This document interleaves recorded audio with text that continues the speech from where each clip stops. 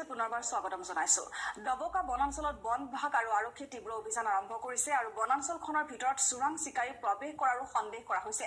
20 দিনৰ ভিতৰত বনাঞ্চলখনত উদ্ধাৰ হৈছে দুটাকৈ বন্দুক। ইতিমধ্যে বহু মূল্যৱান বস্তু কাটিছে দুষ্কৃতিকাৰীয়ে। দুষ্কৃতিকাৰীক আটক কৰাৰ বাবে বনাঞ্চলখনত বৰ্তমান ঘেৰি ৰাখিছে বনৰক্ষীয়ে আৰু সেই স্থানৰ পৰা আমাক এই মুহূৰ্তত যিহেতু দেখুৱাব আব্দুল হান্নান তালুকদাৰ আমাৰ সৈতে আছে। আব্দুল হান্নান তালুকদাৰ 20 দিনৰ ভিতৰত বনাঞ্চলখনত দুটাকৈ বন্দুক উদ্ধাৰ হোৱাৰ পিছত বৰ্তমানো অভিযান চলি আছে। বিগত 20টা দিনৰ ভিতৰতে ডবকা বনাঞ্চলত দুটাকৈ হস্তনিৰ্মিত বন্দুক উদ্ধাৰ হৈছে। এনেকা অস্ত্ৰ উদ্ধাৰে সমগ্ৰ ডবকাবাসীৰ লগতে ডবকা বনাঞ্চলিক বিষয়াৰ কাৰ্যালয়ৰ অধীনত সকলো বনকৰ্মীক আতংকিত কৰি তুলিছে। তেওঁলোকৰ সন্দেহ হৈছে যে এইখন ডবকা বনাঞ্চলৰ ভিতৰত এতিয়াও হয়তো বহুতো চোৰাং চিকাৰী আছে, যিসকল চোৰাং চিকাৰীক তেওঁলোকে পৰাস্ত কৰিবলৈ এতিয়া সক্ষম হোৱা নাই।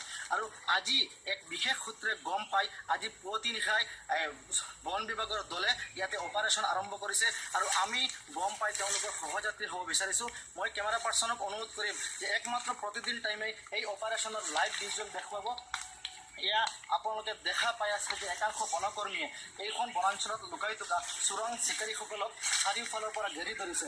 যদিও সম্ভৱতঃ হয় যদি বিধিয়ে ভাল চাপ দিয়ে তেনেহ'লে হয়তো চোৰাং চিকাৰী আজিৰ অপাৰেশ্যনতে হয় ধৰা পৰিব পাৰে। গতিকে চোৰাং চিকাৰীৰ হাতত থকা দুটাকৈ বন্দুক ইতিমধ্যেই তেওঁলোকে উদ্ধাৰ কৰিবলৈ সক্ষম হৈছে। আৰু মোৰ ওচৰতে এই অপাৰেশ্যনৰ নেতৃত্ব দিয়া এগৰাকী বিষয়া মহেশ নাথ, এগৰাকী মহেশ নাথে অপাৰেশ্যনৰ নেতৃত্ব দিছে। তেওঁ মোৰ ওচৰতে আছে।